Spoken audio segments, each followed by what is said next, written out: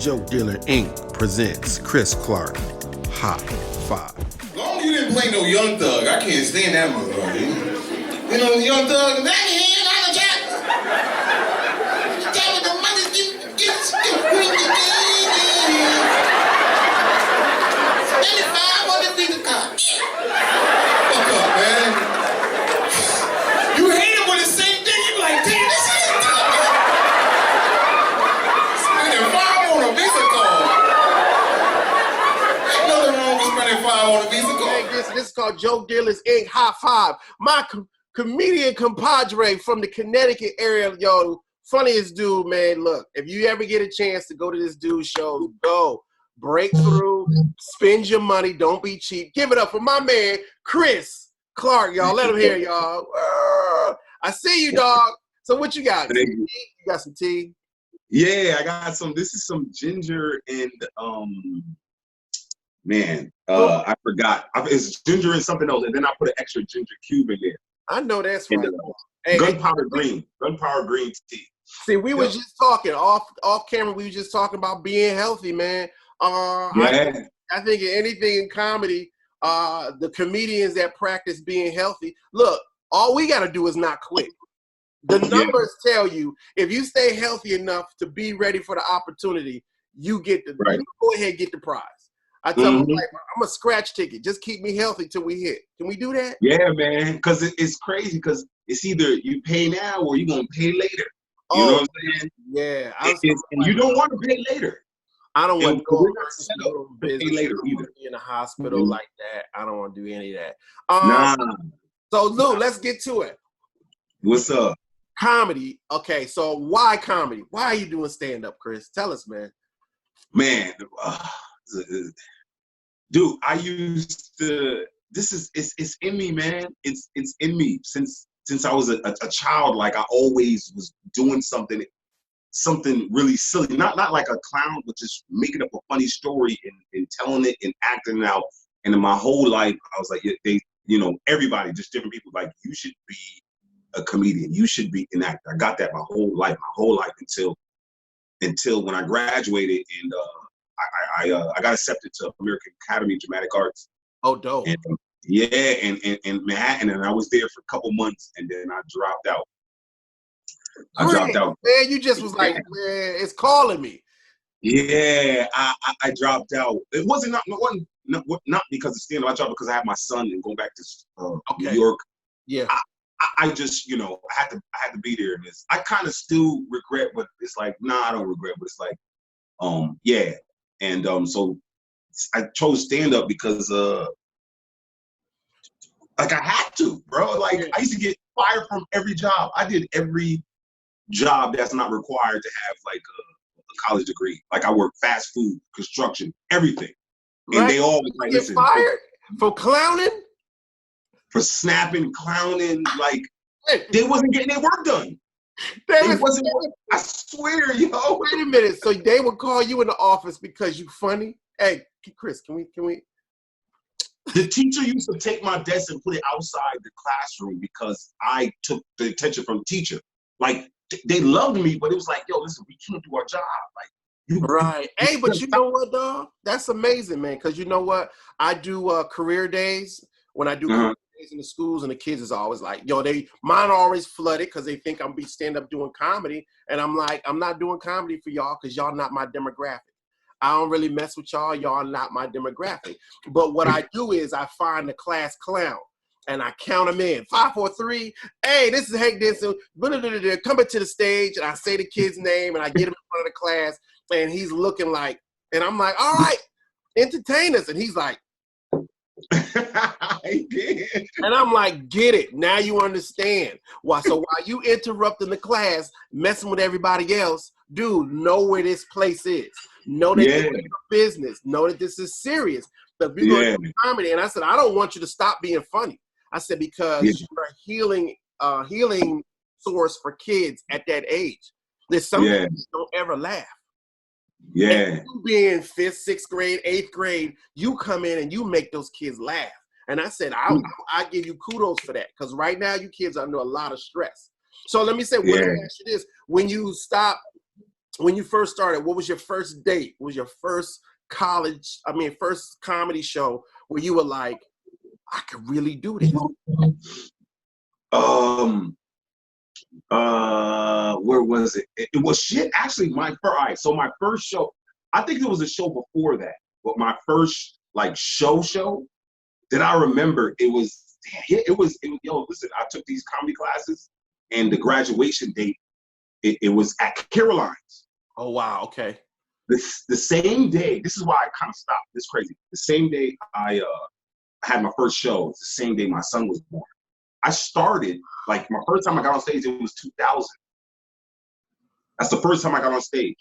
So the same day my son was born, I was in the hospital. I was like, oh, and I had to hop on the train and go to Caroline because that was the graduation show. And the first show was at Caroline's, and no BS, because they prep you before the show because everybody it's like a bringer show, but it was packed. Yeah. Everything what I went over with the teacher, when I got on stage, and I was like rushing. I got on stage and I don't know why I did it. Everything I wrote down and he went over me to perform. I just talked about the birth, the everything, and got dude, no bullshit. It was like a good 80 people. Like after my set, it was like an 8-minute set. No bullshit. 10 people stood up. That I don't even know. Stood up and was like, because it was just real. It was just like, that's it, dude. That is it, dog. This is why I'm doing the interviews. This is why this say exactly why I'm doing this, because cats don't get it. They there's he just want to be seen. No, it's an energy that is so amazing, and once you get it, you don't put it down. Man, Hank, Hank, I was just like, it felt like I had like some heroin. I was just like, I love this. Like, and it was just, it was just the realness. And, when I get hyped in expression, I get real. It's like I bring everybody in and people just listening. It's funny. I was saying funny stuff, but by the time I was done, and I was like, yeah, all right. And then I was like, thank you. And it was like, you don't even know, because you just, it's almost like you dumped so much energy real quick, and the exchange of energy happens so fast. You're just like, and you're looking at people like, this is what I do.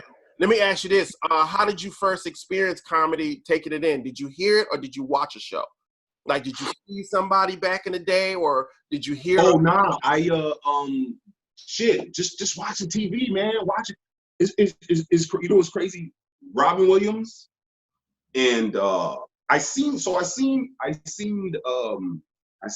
Richard Pryor. I didn't see it. I heard my father had the records, and I used to hear it, but it didn't make me laugh because a lot of the times he used to get out the room, because what he was talking about. Right.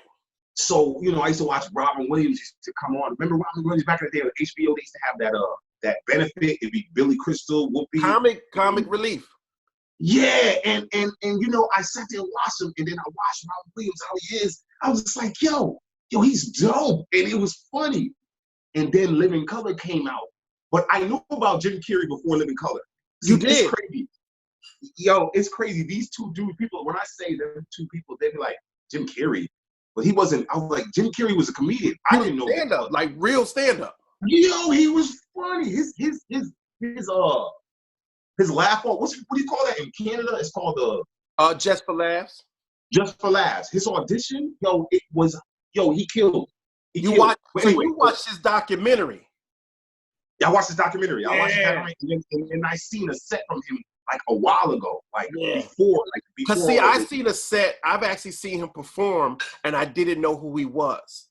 So wow. I was in Boston, and he came through. I was young then. He came through. He was doing a show because I knew Barry Katz that used to do the Boston Comedy Club. Boston Comedy Festival, yeah.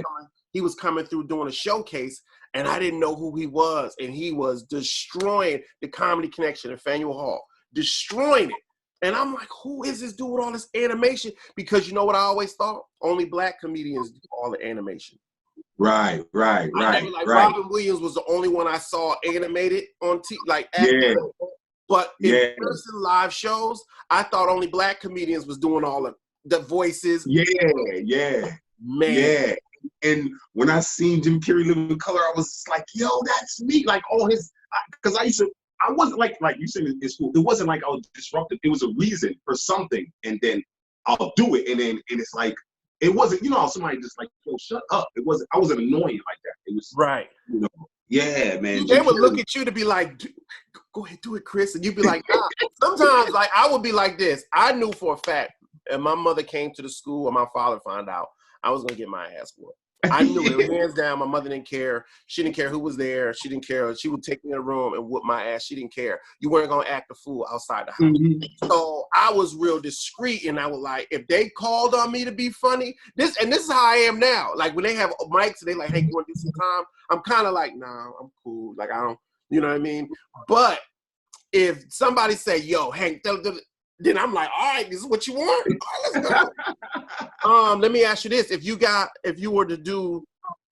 anybody that was influential to you to continue doing comedy and to change and keep moving through, who would you say that was? Oh man, there's a few. Shit, there's a few. Yo, I can't front, man. Jamie. I say Jamie. Like this is crazy. A couple cats that I know personally said some shit to me. Rest in peace, Rashid. You remember Rashid? Yeah. Yo, he said something to me that made me like, yo, thank you, man. Like in person. Right. You know. But Jamie Foxx, just seeing stuff with Jamie Foxx and he's talking about it and just like how he is and how he came up, I was like, yo, man, that dude's dope, man. Like multi, and he kind of made like, yo, man, yo, dude, he was dope, man. And just hearing it, he kind of made me like, yo, all right, I'm gonna give 110%. But you know, us being human, we try to, and then stuff in life just make it like bring it. We're constantly, you know. Dude, we're gonna constantly get hit. I think like I hear from all the like I did an interview with George Wallace, and he's my Bible for comedy. Anybody? Yo, I seen that. Yeah, I gotta watch it. Anybody who does comedy for the amount of years he's done it, has his own Vegas show, still does TV movie. He still goes to the stage with a pen and a pad, and he's a millionaire. There's a something behind that. Like I could talk to tons of comedians, right? And I be listening to them, but when you hear somebody who doesn't have to do it, already has a name. He said something that was so profound to LeVar Walker last couple of weeks ago. He said, do you want to be a star? Like some cats want to be a star, but some cats just love comedy.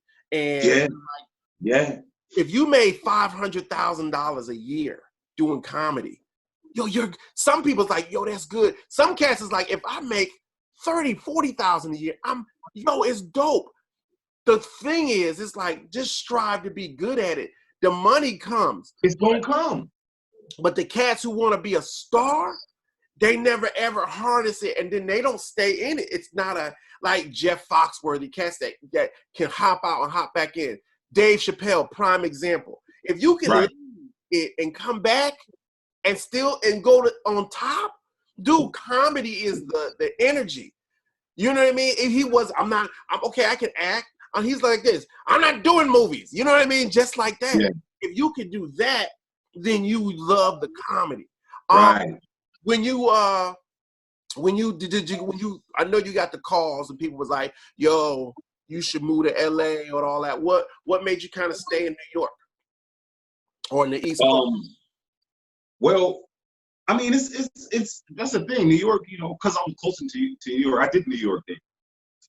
Me being from Connecticut, I didn't do it LA because I seen the amount of comics that go and that just wasn't prepared and had the right representation come right back with that knapsack like Snoopy, like coming back like, yo, man, like